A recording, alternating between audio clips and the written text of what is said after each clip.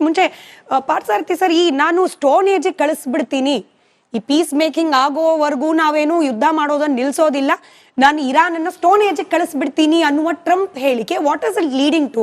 Nuclear ಯುದ್ಧ ಅಂತ ಹೇಳಿ ಅದನ್ನ ನಾವೇನಾದ್ರೂ ಪರಿಗಣನೆ ಮಾಡ್ಬೋದಾ, ಅಥವಾ ಈ ಗ್ರೌಂಡ್ ಇನ್ವೇಷನ್, ಅಥವಾ ಸುಮ್ಮನೆ ಹಿಂಗೆ ಟ್ರಂಪ್ ಹೇಳುವ 10 ಒಂದ್ ರೀತಿಯಲ್ಲಿ ಮೀನಿಂಗ್ಲೆಸ್ ಹೇಳಿಕೆ, ನನಗೆ ಗೊತ್ತಿಲ್ಲ ಪದ ಎಕ್ಸಾಕ್ಟ್ಲಿ ಹೇಳ್ಬೋದೋ ಇಲ್ಲೋ ಅಂತ ಹೇಳಿ ಟ್ರಂಪ್ ಅನ್ನಿಸ್ತಾ ಇರುವ ಜನರಿಗೆ ಅನ್ನಿಸ್ತಾ ಇರುವ ಮೀನಿಂಗ್ಲೆಸ್ ಹೇಳಿಕೆಗಳಲ್ಲಿ ಇದು ಕೂಡ ಒಂದ ಅಂತ?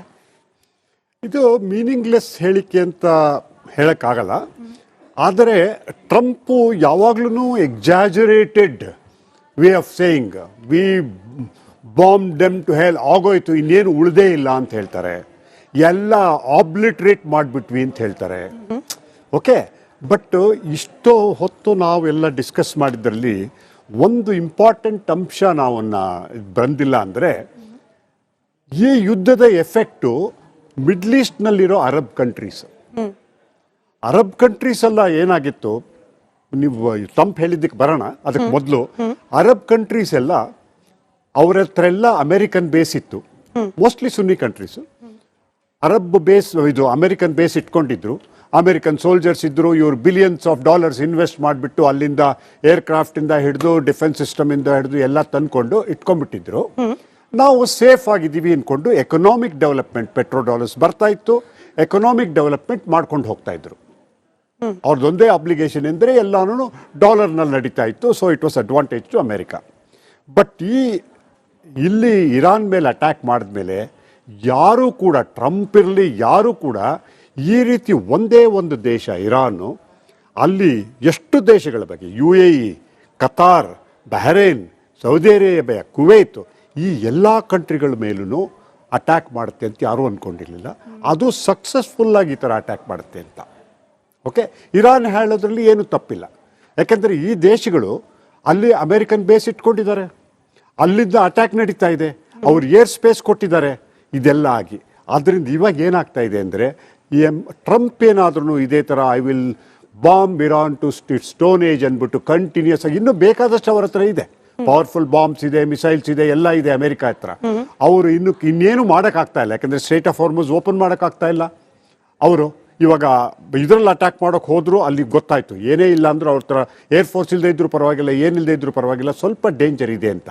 ಇದರಿಂದ ಪುನಃ ಅವರು ಕೋಪ ಬಂದು ಅವರು ಕಂಟಿನ್ಯೂಸ್ ಆಗಿ ಇನ್ನು ಬಾಂಬ್ ಮಾಡ್ತಾನೆ ಇರ್ತೀವಿ ಅಂತ ಹೋದರೆ, ಒಂದು ಇರಾನು ಡಿಸ್ಟ್ರಾಯ್ ಆಗ್ತಾನೆ ಹೋಗುತ್ತೆ. ಅದ್ರ ಜೊತೆಗೆ ಈ ಅರಬ್ ಕಂಟ್ರೀಸ್ ಇದೆಯಲ್ಲ, ಈ ಕಂಟ್ರೀಸ್ ಆಲ್ರೆಡಿ UAE ಮೇಲೆ ನಿನ್ನೆ ಒಂದು ದಿವಸನೇ ಸುಮಾರು ಅಟ್ಯಾಕ್ ನಡೆದಿದೆ. ಇದೇ ಥರ ಅಲ್ಲಿ ಡಿಸ್ಯಾಲಿನೇಷನ್ ಪ್ಲಾಂಟ್ಸು, ಅಲ್ಲಿ ಆಯಿಲ್ ಇದು ಇನ್ಫ್ರಾಸ್ಟ್ರಕ್ಚರು, ಈ ಥರದ್ದೆಲ್ಲ ಹೋಗ್ತಾ ಇತ್ತು ಅಂದರೆ ಇದರಿಂದ ಪ್ರಪಂಚದಲ್ಲಿ ಪ್ರತಿಯೊಬ್ಬರಿಗೂ ತೊಂದರೆ ಆಗುತ್ತೆ. ಇಂಡಿಯಾ ಏನು ಎಕ್ಸೆಪ್ಷನ್ ಇಲ್ಲ. ಅಲ್ಲಿ ನಾವು 1480 ಮಿಲಿಯನ್ ಪೀಪಲ್ ಇಟ್ಕೊಂಡು ಕನ್ಸಂಪ್ಷನ್ ಎಷ್ಟಿರುತ್ತೆ ಪ್ರತಿ ಇದಕ್ಕೆ ನಡೀತಾನೆ ಇರುತ್ತೆ. ಏನಂತಂದರೆ ಇರಾನು ಅಸಿಮೆಟ್ರಿಕ್ ವಾರ್ಫೇರು, ಅವ್ರ ಸಿಸ್ಟಮ್ ಯಾವ ಥರ ಇದೆ ಅಂದರೆ, ನೀವೇನೇ ಚೇಂಜ್ ಮಾಡಿರ್ಬೋದು, ಯಾವುದೇ ಇರ್ಬೋದು, ಬಟ್ ಏನು ಅಂದರೆ ಅವರು ಸರೆಂಡರ್ ಆಗದೇನೆ ಅವರು ಈ ಥರ ವಾರ್ ಆಫ್ ಅಟ್ರಿಷನ್ ಮಾಡ್ತಾನೆ ಇರ್ಬೋದು. ಅವರು ಒಂದು ದಿವಸ ವಾರ್ ಆಫ್ ಅಟ್ರಿಷನ್ ಮಾಡಿದ್ರೆ ಎಷ್ಟು ಖರ್ಚಾಗುತ್ತೆ ಅವ್ರಿಗೆ, ಅದರ 10 ಟೈಮ್ಸ್ ಖರ್ಚು ಅಮೆರಿಕಾಗಾಗತ್ತೆ, ಇಸ್ರೇಲ್ಗಾಗತ್ತೆ. ಅಂಡ್ ಅಷ್ಟರಷ್ಟು ಅರಬ್ ದೇಶಗಳಿಗೆ ತೊಂದರೆ ಆಗ್ತಾ ಇದೆ ಇಮಿಡಿಯೇಟ್ ಆಗಿ. ಅದೇ ಥರ ಹೇಗೆ ನಡೆಯುತ್ತೆ, ಇವಾಗ ಅವ್ರು ಹೇಳಿದಾಗೆ ಇಲ್ಲಿ ಒಬ್ಬ ಪೈಲಟ್ ಹೋಗಿದ್ದಕ್ಕೆ ವಾರಲ್ಲೇ ಡ್ಯಾಮೇಜ್ ಆಗುತ್ತೆ ಎರಡು ಕಡೆಗೂ. ಅಂದರೆ ಒಬ್ಬ ಪೈಲಟ್ ಸಿಗದೆ ಇರೋದ್ರಿಂದ ಎಷ್ಟು ತಳಮಳ ಆಗ್ತಾ ಇದೆ, ಎಷ್ಟು ಡಿಸ್ಪ್ರಪೋರ್ಷನೇಟ್ ಇಂಟ್ರೆಸ್ಟ್ ಜನರೇಟ್ ಆಗ್ತಾ ಇದೆ. ಆದರೆ ಇರಾನ್ 1000 ಜನ ಸತ್ರೂ ಅದು ಮಾರ್ಟೈರ್ಡಮ್ ತಡ್ಕೊಳ್ಬೋದು. ಆದರೆ ಅದೇ ಥರ ಅಮೇರಿಕ ತಡ್ಕೊಳ್ಳೋಕ್ಕಾಗತ್ತಾ? ಎಷ್ಟು ದಿವಸ ಇದನ್ನು ಸಸ್ಟೈನ್ ಮಾಡ್ಬೋದು? ಅದೇ ಕ್ವಶನ್. ಕೊನೆಯಲ್ಲಿ ಇರಾನ್ ಡಿಫೀಟ್ ಆಗುತ್ತೆಯೋ ಇಲ್ವೋ ಅದು ಬೇರೆ ವಿಷಯ. ಡಿಫೀಟ್ ಅನ್ನೋದು ಹೇಗೆ ಅನ್ನೋದನ್ನು ಡಿಸೈಡ್ ಮಾಡ್ಬೋದು. ಬಟ್ ಎಷ್ಟು ದಿವಸ ಇದೇ ರೀತಿ ಅಮೇರಿಕ ಅಲ್ಲಿದ್ದುಕೊಂಡು ಅಕಸ್ಮಾತ್ ಏನಾದ್ರು ಅವ್ರ ಬಾಡಿ ಬ್ಯಾಗ್ಸ್ ಬರೋಕ್ಕೆ ಶುರುವಾದರೆ, ಗ್ರೌಂಡ್ ಡೆಫೆನ್ಸಿವ್ ಮಾಡೋಕ್ಕೆ ಹೋಗಿ ಎಷ್ಟು ದಿವಸ ಅಮೇರಿಕ ಇದನ್ನು ತಡ್ಕೊಳ್ಳೋಕ್ಕಾಗುತ್ತೆ? ಆನ್ ಗ್ರೌಂಡ್ ಅಂದ್ರೆ ಯುದ್ಧ ಭೂಮಿಯಲ್ಲಿ ಸೋಲು ಅನ್ನೋದಕ್ಕಿಂತ ಅಮೆರಿಕದ ಒಳಗಾಗ್ತಾ ಇರುವ ತಳಮಳಗಳು. ಹೌದು, ಅದು ಬಹಳ ಇಂಪಾರ್ಟೆಂಟ್. ಯಾಕಂದ್ರೆ ಇದೇ ರೀತಿ ಇರಾನು ಇನ್ನು 3 ತಿಂಗಳಾಗ್ಬೋದು, ಅವರು ಲಾಸ್ ಆಗ್ತಾ ಇರ್ಬೋದು, ಬಟ್ ಅವ್ರಿಗೆ ತಡ್ಕೊಳ್ಳೋ ಶಕ್ತಿ ಇದೆ ಅವ್ರಿಗೆ. ಆದರೆ ಅಮೇರಿಕ ಅವರ ಫೇಸ್ ಉಳಿಸ್ಕೊಂಡು ಅವರು ಲಾಸ್ ಏನಾಗುತ್ತೆ ಅದನ್ನು ತಡ್ಕೊಂಡು ಅವರು ಈ ವಾರನ್ನು ಕಂಟಿನ್ಯೂ ಮಾಡೋ ಅಷ್ಟು ಶಕ್ತಿ ಅವ್ರಿಗಿದೆಯಾ?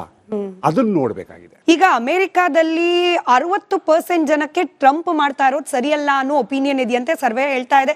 ಅದರ ಜೊತೆಯಲ್ಲಿ ಟ್ರಂಪ್ ಒಳಗಡೆ ನಡೆಸ್ತಾ ಇರುವ ಕೆಲವೊಂದು ಸ್ಯಾಕಿಂಗ್ ಪ್ರಾಸೆಸ್, ಇದರ ಜೊತೆಯಲ್ಲಿ ಅಪ್ರೂವಲ್ ರೇಟಿಂಗ್ ಅಲ್ಲೂ ಕೂಡ ಕುಸಿತ ಆಗ್ತಾ ಇರೋದು. ಯುದ್ಧದ ಸಂದರ್ಭದಲ್ಲಿ ಇದು ಏನ್ ಮೆಸೇಜ್ ಪಾಸ್ ಮಾಡ್ತಾ ಇದೆ ಅಂತ ಹೇಳಿ?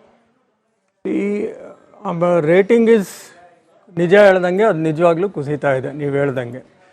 ಬಟ್ ಅದು ಯಾಕೆ ಟ್ರಂಪ್ ಅದ್ರ ಬಗ್ಗೆ ಅಷ್ಟೊಂದು ನೋಡ್ತಾ ಇದ್ದಾರೋ, ಇಲ್ಲ ಮಾಗಾ ಬೇಸ್ಡ್ ಅಂತ ಅವ್ರದ್ದೇ ಒಂದು ಟ್ರೂಪ್ ಇದೆ, ಅವ್ರ ರೇಟಿಂಗೇ ನೋಡ್ಕೊಂಡು ಖುಷಿ ಪಡ್ಕೊಂಡು ಕೂತಿದ್ದಾರೋ ನನಗೆ ಅದಂತೂ ಗೊತ್ತಿಲ್ಲ.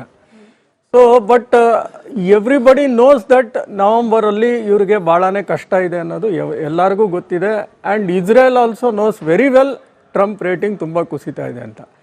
ಆದ್ದರಿಂದನೇ ನೆತನ್ಯಾಹು ಈ ಒಂದು ಪಟ್ಟಿ ಇಟ್ಕೊಂಡು ಟ್ರಂಪ್ದು, ಯಾಕಂದರೆ ಈ ನೋಸ್ ವೆರಿ ವೆಲ್ ನವಂಬರಲ್ಲಿ ಟ್ರಂಪ್ ಬರೋಲ್ಲ, ಟ್ರಂಪ್ಗೆ ಎಲ್ಲ ಹಲ್ಲು ಕಿತ್ತಾಕ್ತಾರೆ. ಸೊ ಅಷ್ಟರಲ್ಲಿ ಏನಾರ ಒಂದು ಮಾಡಬೇಕು ಅಂತ Netanyahu is behind Trump to ಏನೋ ಒಂದು ಡೆಮಾಲಿಷ್ ಮಾಡೋಕ್ಕೆ ಎಲ್ಲ ಥರ ಪ್ರೆಷರು ಟ್ರಂಪ್ ಮೇಲೆ ಆಗ್ತಾ ಇದ್ದಾರೆ.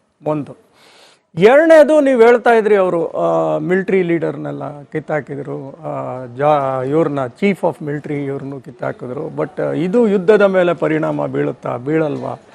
ಅಲ್ಲಿ ಚೀಫ್ ಆಫ್ ಮಿಲಿಟರಿ ಅಂದರೆ ನಮ್ಮ ಥರ ಇರಲ್ಲ.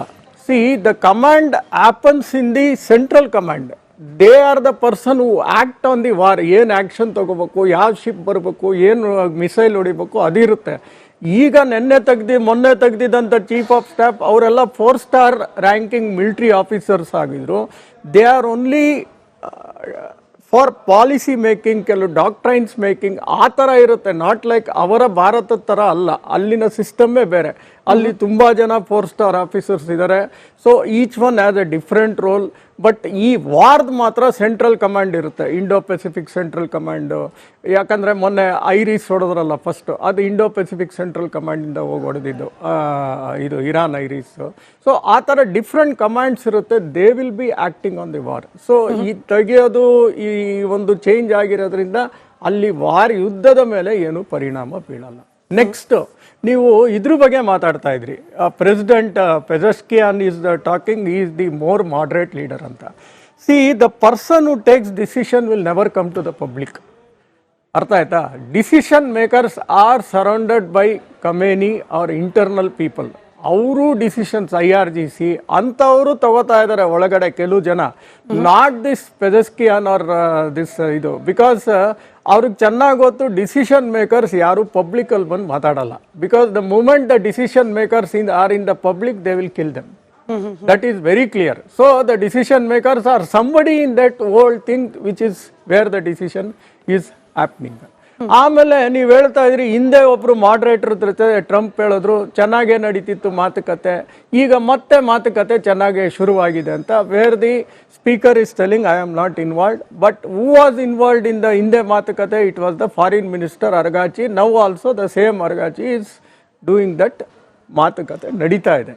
ಸೊ ಬಟ್ ಅದು ಎಲ್ಲಿ ತನಕ ಹೋಗುತ್ತೆ, ಏನು ತನಕ ಹೋಗುತ್ತೆ, we are also not very clear. But this is what I assume that it is not that Pezeshkian is taking any decision. Pezeshkian is just a public figure, political ido.